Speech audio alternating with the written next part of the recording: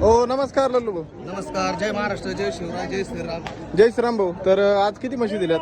आज आपल्याकडे टोटल 8 म्हशी होत्या. हा 8 मधून आपल्या 6 विकल्या, 2 शिल्लक आहे. तर आता हे शेतकरी कुठून आणलेत आपल्याकडे? ते शेतकऱ्यांचा परिचय घ्या ते सोबत. नमस्कार दादा. नमस्कार. कुठून आणले दादा? नांदेड पावडेवाडी. पावलेवाडी. दादा किती म्हशी खरेदी केल्यात आपण? आम्ही 2 खरेदी केल्या. 2 म्हशी खरेदी केल्या का दादा? दादा आपली किती वेळ आहे बाजारात यायची? तिसरी आहे. तिसरी वेळ आहे का? तुम्ही म्हशी कोणाकडून खरेदी करतो? शुभम भाऊ कोण.